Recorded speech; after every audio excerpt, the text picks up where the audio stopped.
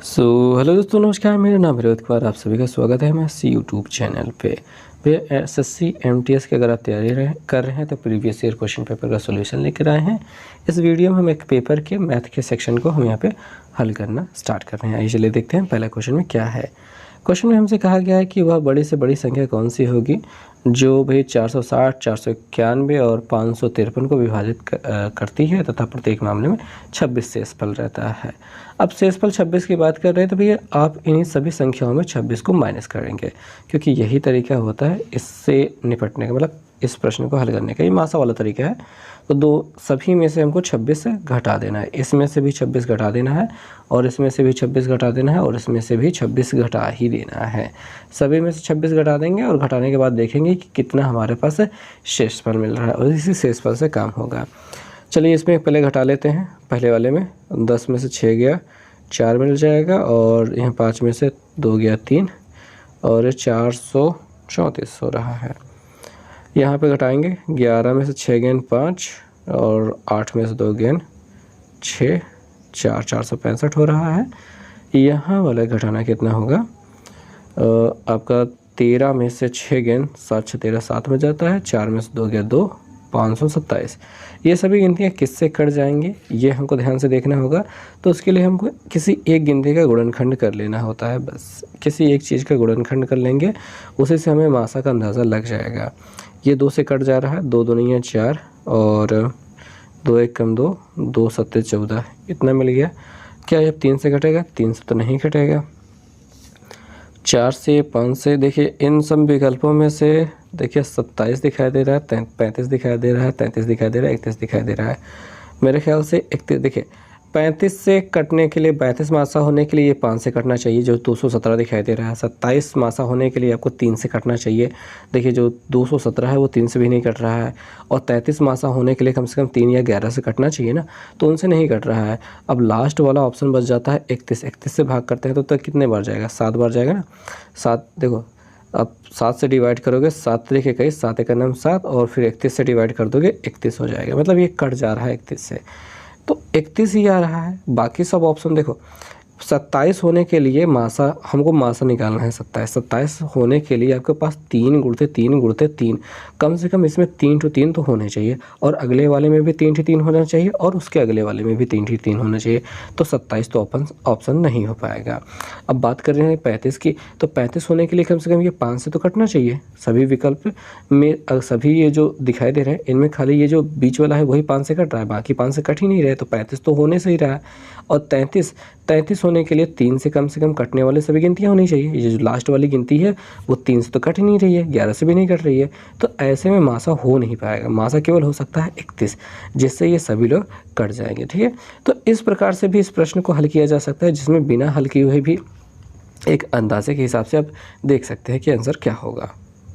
अगले वाले क्वेश्चन पे चलते हैं। देखिए मुझे लगता है कि मैंने आपको अच्छे तरीके से एक लॉजिक तरीके से समझाने का प्रयास किया है ताकि उस लॉजिक का प्रयोग करके आप और भी क्वेश्चंस को कर पाएँ। फिलहाल इस क्वेश्चन की बात देखते हैं कि यदि लाभ विक्रय मूल्य का 20% है तो लाभ तथा लागत, तब लाभ लागत मूल्य का कितने % है? देखिए जो लाभ है, प्रॉफिट है आपका, वो सेलिंग प्राइस का कितना है? सेलिंग प्राइस का 20% है। सेलिंग प्राइस का 20% ऐसा कुछ हो रहा है। सेलिंग प्राइस को नीचे भेज दिया जाए, ठीक है, यहाँ पे रखना सेफ़ नहीं है, यहाँ पे भेज दिया जाए तो बटे में लग जाएगा। ठीक है, और यहाँ पे 20% को थोड़ा सा बटे 100 भी कर लीजिए और इसमें बटे का निशान लगा दीजिए। और ये मैं इतना गंदा ज़ीरो क्यों बनाता हूँ? ठीक है, और एक ज़ीरो काट ही दीजिए। 2 1 कम 2, 2 5 10 कर दीजिए। यानी प्रॉफिट हो रहा है 1 रुपये का और सेलिंग प्राइस हो रहा है 5 रुपये। आप यहाँ से अंदाज़ा लगा सकते हैं कि ये अनुपात से कैसे इस प्रश्न को करना है। ठीक है, अब लाभ और लागत मूल्य की बात कर लेते हैं। प्रॉफिट 1 रुपये है और आपने सेलिंग प्राइस रखी है 5 रुपये, तो आप लागत मूल्य आपका कितना हो रहा है? ज़ाहिर सी बात है 5 में से 1 घटा देंगे तो 4 रुपये आपका लागत मूल्य है। तो लाभ जो है वो 1 रुपये है। लागत मूल्य का कितने % है? लागत मूल्य है 4 रुपये के बराबर। 5 में से 4 1 घटाने पर 4 और गुणा कर देंगे 100 से, तो 4 × 5 में 100 यानी कि 25% आप कह सकते हैं। देखिए 25% आपका सही आंसर हो रहा है। तो दोस्तों जो अगला क्वेश्चन है इसमें बहुत ही साधारण प्रश्न दिया गया है। कहा गया है कि यदि 12,000 रुपये 20% प्रति वर्ष की दर से चक्रवृद्धि ब्याज पर वार्षिक रूप से संयोजित हो रहा है, 2 वर्ष के लिए निवेशित किया जाता है, तो ब्याज कितना होगा। बहुत ही सिंपल सा जो अपना चक्रवृद्धि मिश्र धन वाला फार्मूला होता है वही लगेगा। A बराबर P 1 + R/100 घाते n लगाते हैं आप, वही वाला यहाँ पे लगेगा। तो आइए लगा देते हैं अपने इस फार्मूले को इसमें। तो सबसे पहले बात तो हम ना मूलधन रखेंगे 12,000 रुपये, ये हमने रख दिए हैं।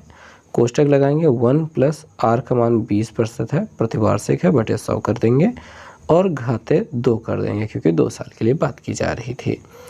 तो यहाँ पे अपना 12,000 हो जाएगा और यहाँ पे 20 पंजे 100 होता है, 5 मिल जाएगा, 5 एकम 5, यहाँ पे 5 एक 6, टोटल आपको 6/5 देखने को मिलेगा।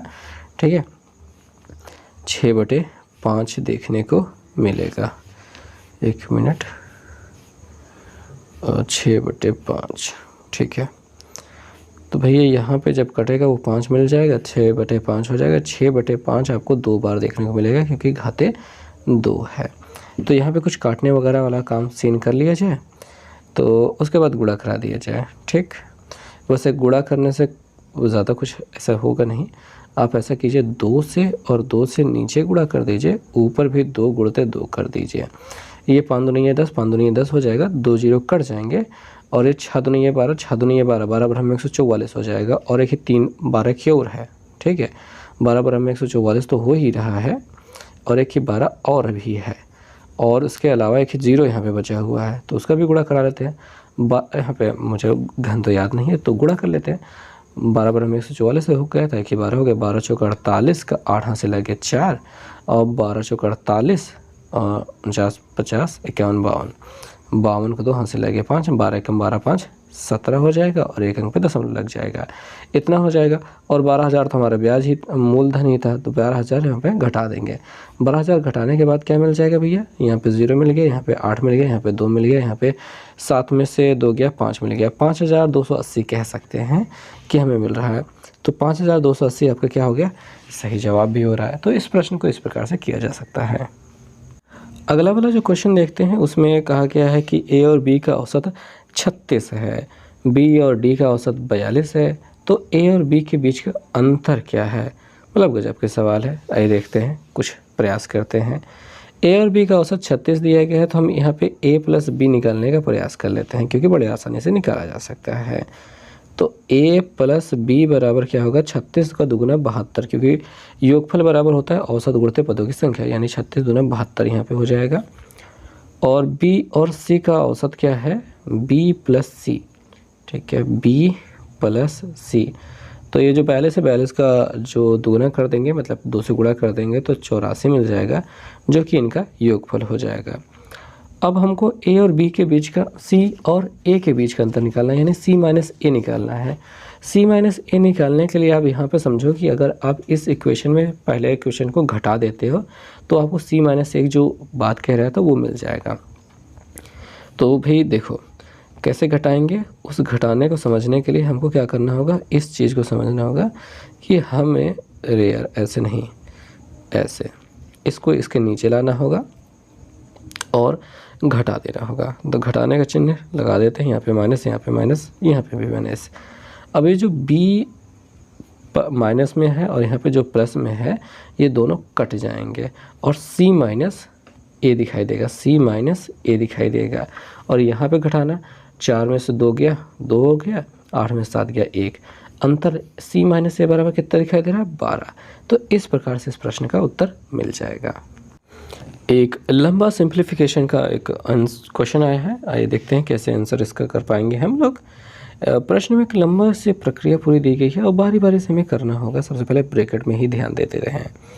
यहाँ पे हमको ऑफ दिखाई दे रहा है, तो 12 चौके 48 होता है, हम वहाँ पे 4 कर लेते हैं और 3 गुणते, देखिए 3 गुणते हम यहाँ पे 48 करेंगे और भागे 2 हो रहा है, बटे 2 कर देंगे और उस पूरे में जो कुछ मिलेगा उसके बाद भाग, फिर आगे प्रक्रिया भी चल रही है तो वो भी चलाना है। तो 2 क्यों ना पहले कोष्टक निपटा ही दिया जाए। तो 2 से जब इसको भाग करेंगे, 2 दूनी 4, 2 चौके 8, 24 दूनी 48, 24 में फिर 3 से गुणा हो जाएगा, तो 3 चौके 12 और 3 दूनी 6 1 7 72 आ रहा है। तो हमको यहाँ पे इस ब्रैकेट वाले हिस्से में 72 अकेले मिल रहा है। मेरे पास जगह कम है तो उसको मिटा करके केवल 72 लिख रहे हैं, और उसमें भागे 9 हो रहा है तो 9 ऐसे भाग कर ले रहे हैं, गुणित 4 है ऐसे 4 लिख लेंगे, और फिर प्लस लगा है, और यहाँ पे देखिए 4 भागे 8 हो रहा है, यानी 4 में 8 से भाग हो रहा है, और उसमें प्लस 3 गुणित 2 यानी 3 दूनी 6 डायरेक्ट यहाँ पे लिख देते हैं, कोई दिक्कत की बात नहीं होगी। यहाँ पे 9 8 72 हो रहा है, ऊपर 8 मिल जाएगा, और 8 चौके 32, यहाँ पे 32 हो जाएगा। यहाँ पे भाग करने पर 1/2 दिखाई दे रहा है, और 6 डायरेक्ट इसमें जोड़ सकते हैं, 32 6 38 कह सकते हैं, 32 6 38, और प्लस 1/2 भी बाकी था भाई। तो 38 दूना कितना हो जाएगा, 8 दूनी 16, यार कुछ ज़्यादा ही हो रहा है, पर जोड़ते हैं, ठीक है।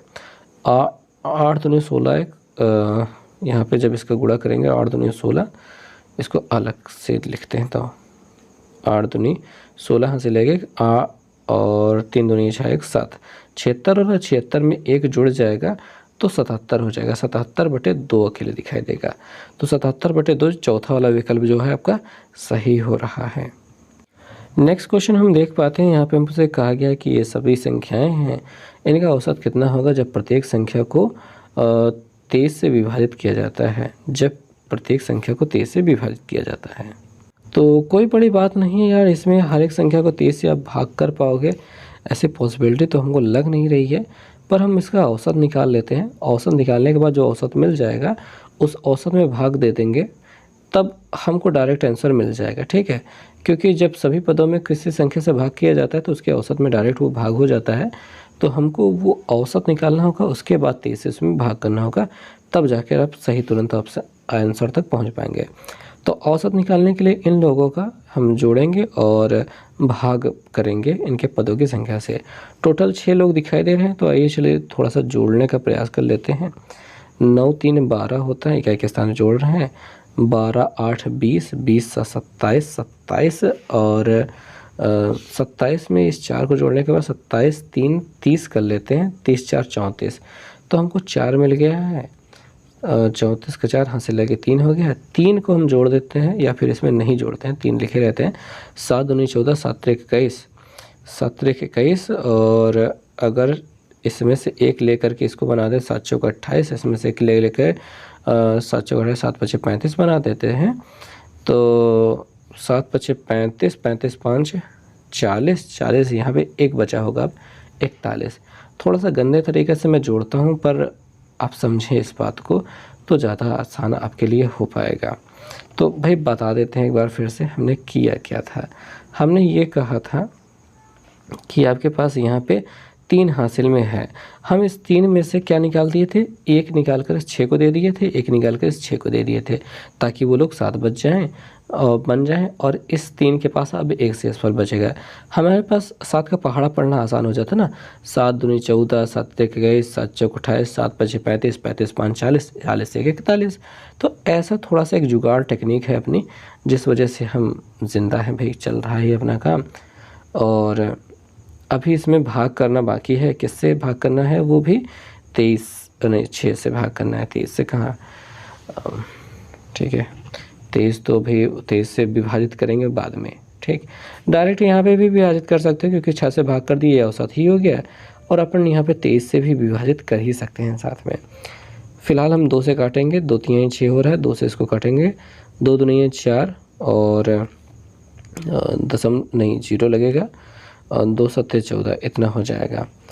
और ये जो 207 है ये 3 से कट जाएगा, 3 6 18 और 3 6 18 हो रहा है, बचेगा तो 3 9 27, और 23 तिहाइयाँ होता है क्या, 69, 23 तिहाइयाँ 69 होता है, 3 मिल जाएगा, यानी कि आखिर में हमको 3 मिल ही गया जो हमको चाहिए था। काफ़ी अच्छा प्रश्न था ये, मजाक भरा। और अब हम देख पाते हैं 7वां प्रश्न। यहाँ पे हमसे कहा गया है कि 1000 रुपये को 12.5% प्रतिवर्ष की दर से साधारण ब्याज पर 2 वर्ष के लिए निवेश किया गया है, तो मिश्र धन कितना है, ये आपसे पूछ रहे हैं। तो चलिए 1000 रुपये को निवेश करके देखते हैं साधारण ब्याज की दर पे कितना रुपया हमको मिलता है। तो आपके पास 1000 रुपया है और उसको 12.5% ब्याज की दर पर चढ़ाना है भैया। 2 साल के लिए चढ़ाना है, बटे 100 करना है।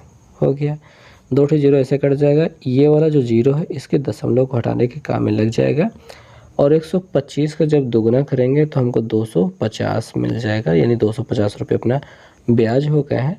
लेकिन हमसे मिश्र धन पूछ रहा है, यानी कि आपने 1000 रुपये जो लगाया है और जो 250 रुपये कमाया था, 1000 प्लस 250 यानी 1250 टोटल आपकी मिश्र धन या फिर इनकम, मतलब इनकम तो कह ही सकते हैं, मतलब है, जो भी है। अब इस ग्राफ वाले प्रश्न को देखते हैं। यहाँ पे ग्राफ बहुत भारी भरकम दिए जाते हैं, लेकिन होते प्रश्न बहुत बच्चों वाले ही हैं। नीचे दिए गए दंड आरेख में 5 विभिन्न कंपनियों में कार्य करने वाले पुरुषों और महिलाओं की संख्या को दर्शाया गया है। यहाँ पे कंपनियां हैं 5 ठो और यहाँ पे संख्याएं दर्शाई गई हैं। आप दोनों चीज़ें देख पा रहे हैं। आइए मुख्य प्रश्न को देखते हैं, उसके बाद हम यहाँ पे बातें को बढ़ाते हैं कि C2 और C3 कंपनियों में कार्य करने वाले पुरुषों की कुल संख्या। तो C2 और C3 में जो पुरुष हैं नीले वाले, उनकी संख्या कितनी है? 89 यहाँ पे दिखाई दे रही है और यहाँ पे 92 दिखाई दे रही है। 89 और 92 को जोड़, कुल संख्या बात करें तो जोड़ लेते हैं। 92 देखिए, 9 2 11 हासिल लगे 1 हो गया और 9 8 17 के 18 हो जाएगा। तो हमने इनको दोनों को जोड़ लिया। साथ ही C1 और C5 में काम करने वाली महिलाओं, C1 और C5 कहाँ गया? यहाँ पे महिलाएं, यानी जो पर्पल कलर, ये पर्पल ही कहेंगे, जो भी है उसमें महिलाएं यहाँ पे 81 हैं और यहाँ पे 36 है। इनको जोड़ लेते हैं तो 6 1 7 हो रहा है और 8 3 11 हो रहा है। तो इतना हो रहा है। इन कुल संख्याओं का अनुपात क्या है? इन दोनों का अनुपात क्या है? 181 और 17, 117 आपको दिखाई दे रहा है। तो मतलब ये क्वेश्चन कुछ ज़्यादा ही आसान होते हैं और जो नेक्स्ट क्वेश्चन है वो कुछ ज़्यादा ही बड़ा है, देखने के नज़रिए से बड़ा है। आइए देखते हैं। नीचे दिए गए आंकड़ों में विभिन्न छात्रों द्वारा प्राप्त किए गए अंक प्रदर्शित किए गए। यहाँ पे अंक दिए गए, यहाँ पे छात्रों के संख्या दिए गए आंकड़ों का माध्य अंक जो दशमलव के 2 तक है कितना होगा, ये आपको बताना है यहाँ पे। तो यहाँ पे बहुत वही पुरानी वाली बात आ गई यार, याद आ गई बात की कहानी, जहाँ पे हमको पहले x का मान निकालना होता है और ये f का मान दिया है, फिर fx निकालना होता है और sigma fx upon sigma f जो अपना होता है वो पूरा सीन हो जाता है इस प्रश्न को हल करने का। फिलहाल अब 10 और 12 के बारे में बात कर लेते हैं। जो इसके x का मान होगा वो इन दोनों को जोड़ करके आधा करने पर 12 और 10 जोड़ने पर 22, 22 का आधा 11, यानी कि जो बीचों बीच होता है वही आ जाता है। यहाँ पे 12 और 13 के बीच में, 12 और 14 के बीच में 13 है, मिसिंग है, वो आ जाएगा। यहाँ पे 15 हो जाएगा, यहाँ पे 17 हो जाएगा। पूरा लंबा वाला विधि लगा रहे हैं तो ये ऐसे ही चलेगा, ठीक है। ये होगी बात है। अब मल्टीप्लिकेशन की बात आ जाती है। 11 छक्के 66, ओके, 6 छठ, 13 और 8 का गुणा, यार ये तो आता ही नहीं मुझे, तो गुणा कर लेते हैं। 8 3 24 के 4 हासिल लगे 2, 8 एकम 8 2 10, 13 8 104 होता है। मुझे पहली बात पता चला। ओके, आगे 15 25 75, 15 25 75 होता है। चलो ये तो याद है। 17 7 7 7 49, 9 हासिल लगे 4, 7 एकम 7 4 11, ये तो मुझे याद था। 19 चौके, यार ये तो क्या, 19 दूना 38, 38 दूना 72, नहीं, 9 चौक 36 का 6 हासिल लगे 3, 4 एकम 4 3 7, 19 चौक 76 होता है। मुझे कुछ नहीं आता, मतलब आता बहुत कुछ है पर जोड़ना नहीं आता। इनको जोड़ने की बारी आती है। 6 4 10 5 15, 15 9 24, 24 6 कितना होता है? 24 6 30, 30 का 0 हासिल लगे 3, 3 हो जाएगा। 3 जोड़ेंगे भैया, 7 में जोड़ देंगे 3, 7 3 10, 10 1 11, 11 7 7 18, 18 18 6 24, 24 का 4 हासिल लगे 2, 2 1 3 1 4, 440 हो गया। अब ये जो बच्चों की संख्या है इनको जोड़ना पड़ेगा। जोड़ने का प्रयास तो कर रहे हैं। 6 4 10, 10 7 17, 15 17, 5 22, 22 8, 22 8 30, ओहो 30 आ रहा है। तो 30 आ गया पदों की संख्या।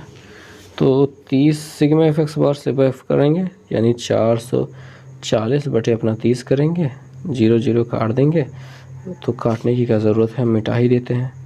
3 से भाग करने की बात आ रही है 44 में, तो 3 से भाग कर ही देते हैं वैसे लिख करके। ठीक है, 3 एक नाम 3 हो जाएगा, कितना बचेगा 1, 3 चौके 12 और कितना बचेगा 2, दशमलव लग जाएगा और 0 लग जाएगा, 3 छंग 18, 14.6 कुछ आ रहा है, 14 करके केवल एक विकल्प सही हो रहा है, तो यही अपना सही जवाब हो जाएगा। 10वां क्वेश्चन देखते हैं आज के वीडियो में, बस ये आखिरी प्रश्न रहेगा और अगर ऐसी ही और वीडियोस चाहिए तो लाइक करते रहिएगा, वीडियोस देखते रहिएगा। नेक्स्ट क्वेश्चन देखते हैं कि a का 26% अगर 832 है तो a का 31% कितना होगा, ये आपसे पूछ रहा है। तो यहाँ पे a से कोई मतलब नहीं है, हम बस यहाँ पे 26% ही निकालने की प्रयास कर लेते हैं। तो 26% बराबर 832 हम लिख देते हैं। तो यहाँ पे 2 से कट रहा है तो 13 मिल जाएगा, 13%। 2 से इसको काट देते हैं, 2 चौके 8, 2 एकम 2, 2 छंग 12, क्या ये 13 से कट जाएगा, 13 3 39, 13 दूनी 26 कट जाएगा। तो 13 का नाम 13 यानी 1% यहाँ पे, तो 13 दूनी 26, 13 3 39 बचेगा 2, 13 दूनी 26, 1% बराबर 32 हो रहा है। 1% की अकल नहीं हमारे पास, ये क्या कर रहा हूँ मैं, मतलब 1% बराबर 32 आ गया। अब हमको निकालना है 31% बराबर कितना होगा। 31% मतलब गंदी राइटिंग में लिखा है मैंने, 32 गुणते अब हमको 31 कर देना होगा, बस इतना सा करना है। अब 31 का फाड़ा मुझे आता है, मुझे तो नहीं आता। 31 दूना 62, जो भी है, यहाँ पे 32 गुणते 31 लिख लेता हूँ, ऐसे ही गुणा कर लूँगा। 1 दुक्के 2, 1 तिक्के 3, 3 दूनी 6, 3 तिरका 9 और 2 हो गया, यहाँ पे 9 हो गया, यहाँ पे 9 हो गया, 992। 992 कोई है, चौथा वाला विकल्प हो रहा है सही। तो इस प्रकार से इस प्रश्न को किया जा सकता है। ठीक है, बहुत सारी और लॉजिक चाहिए कि क्या हो रहा है, कैसे हो रहा है, कोई चीज़ अगर नहीं समझ में आ रही तो कमेंट करके बताना और टाइम स्टैम्प भी दे देना, मतलब इतने बज के इतने मिनट वाला टाइम जो वीडियो का ड्यूरेशन रहता है, ताकि उस पर डायरेक्ट में पहुंच करके आपको सही जवाब दे सकूँ, या फिर क्वेश्चन नंबर तो बता ही देना। चलो ठीक है, इस वीडियो में इतना ही, देखने के लिए बहुत बहुत धन्यवाद।